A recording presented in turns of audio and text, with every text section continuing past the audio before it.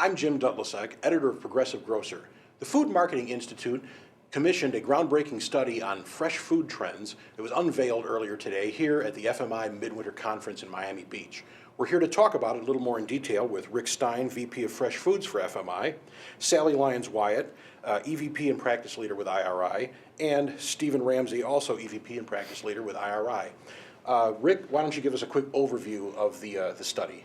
Well, Jim, at FMI, we have a Fresh Executive Committee made up of the senior VPs of Fresh from our various members, retailers and wholesalers.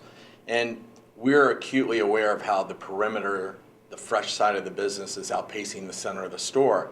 And we thought it was very important that we begin to produce on an annual basis kind of a forward-looking trends in fresh. So we got together with a strategic partner, IRI, and we asked them to come in. We had lots of discussion. And the idea is that we would be able to, on an annual basis, give our industry kind of a forward-looking not just trends that will happen in the next 6 months, but looking out 3 to 4 or 5 years of trends that are going to resonate in our industry. Great. Sally, could you give us an idea of how the perimeter departments are performing and growing compared to the overall store? Absolutely. We studied 2015 versus 2014. And when we did that, what we found is the total food and beverage is growing at about 2.2%. But perimeter, all the fresh categories around the perimeter are growing at 4.5%. And one category that we highlighted in the study was actually what was going on with prepared food and specialty. They're actually growing 9.7%. So you can see that on the average where you've got, every retailer fighting for growth for every penny, the perimeter and especially the fresh perimeter categories are driving that growth. This sort of leads right into my next question. What are some of the key trends that are driving that long-term growth of the fresh categories in retail grocery? In the study, we actually highlighted 5. And those 5, 3 of them are based on consumer demand. And those 3 that are based on consumer demand are transparency. So consumers are wanting to know, where the foods came from.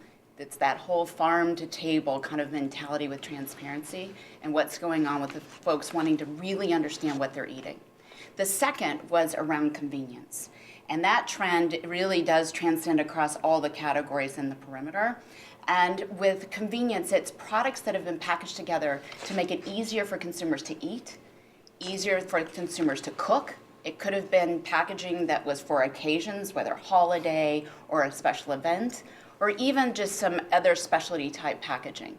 But all of those are driving and meeting the needs for consumers that are on the go, that they have a lifestyle that's much more hectic and they need the ability to have something that is transparent in nature because you can understand it's all fresh, but to be able to eat on the go.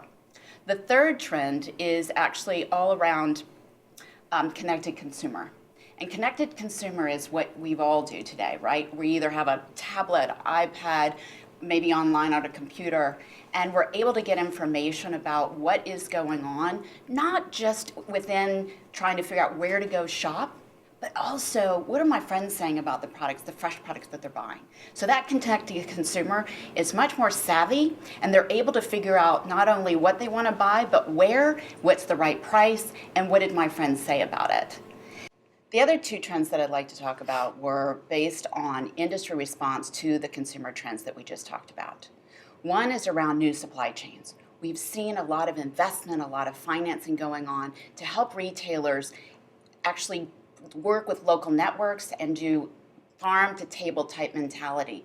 Local farms, vertical farms, farming on top of stores. We've seen a really neat cross-section of those farm networks as well as local, unique farm kind of produce areas being spurred up all over the country. And that is really driving new supply chains and finding ways to reduce risk, reduce waste, as well as find sustainable options that are going to benefit everyone in the U.S. The 5th trend is really all around fresh prepared and specialty. And that is actually trying to drive new creative ideas to the consumer to react to what's going on with lifestyles. Everybody's busy, everybody's on the go. They want to have options that are able to be prepackaged and making it easier for them to eat.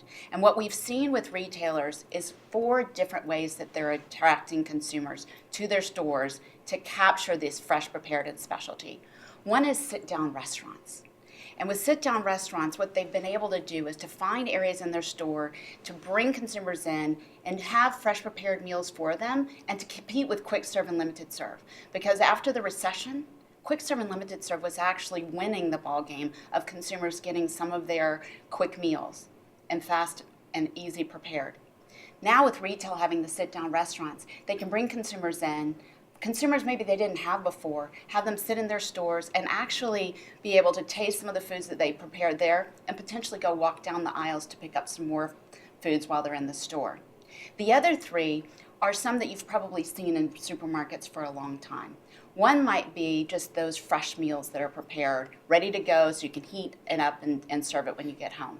Another one is all around those specialty areas that might be sophisticated in maybe a sushi area or even a grilling area. And the last is kind of just those specialty in and outs that maybe they want to be able to have for holidays or special occasions that consumers can come in and pick it up. So those 5 that we talked about, so whether it's transparency, whether it's convenience, connected consumer, also when you think about those would being the consumer trends and then the industry response with new supply chains as well as with those fresh, prepared, and specialty, those are the 5 trends that we see are going to impact 2016 and in the coming years ahead. Keeping in the same vein as trends, Stephen, let's talk a little bit about the impact or influence on the fresh category of key purchase motivators like health and wellness, natural and organic, non-GMO, sustainability, animal welfare. What impact is that having on the category? Sure, and most of those effects we really capture in this whole idea of food transparency. And those are driven by, those are core consumer concerns and interest areas that they've had. And it all is coming back from general health and wellness and concerns about food safety and what they're putting into their bodies. So what we're finding is, first of all, it's a growing population, it's a growing set of consumers, and we put that at kind of around 43%. If you look at the segments that are really interested in aspects of health and wellness and organic and natural eating as well as antibiotic free, it is, it's a growing percentage of the population that is quite interested. And the effect that they're having is, their behavior is to demand that those products, they're going to source those products from where they're available. And one of the problems that we've had is the source of supply. Retailers and manufacturers have not, have not kept pace until recent years, where they've seen this growth curve occurring, and it's often happened in outlets that are much more progressive around organic and focused on the organic consumer. But as those trends that have been recognized and adopted by mainstream grocers and mass merchants, they're actually finding those areas of opportunity to bring in very similar products and meet that demand within their own stores. So what that's done is exploded this growth opportunity, and we're seeing it in terms of the growth that it's driving across the entire fresh space, and it's what's going to continue that that twice as rapid growth performance versus the rest of the store. Sure. What's the overall outlook for the fresh categories over the next few years? Over the next few years, the most rapid growth on the perimeter is going to be coming from fresh prepared. We see that as a continued 10% growth area. And it's mainly, if we look at who is leading that charge, it's only a small subset of grocery industry that's really made that commitment and is leading. And now it's becoming much, the learnings from that are now becoming more broad-based. So other retailers are wonderful at understanding growth opportunities. And then, you've got the leaders have been out there now for several years. There's plenty of information on models. And part of these trends and what we're doing is making these success stories better known so that other retailers will follow. So we see that as continued 10% growth for the next 3 to 5 years in that specific area. Seafood and meat are probably the next 2 areas that will lead in terms of departments.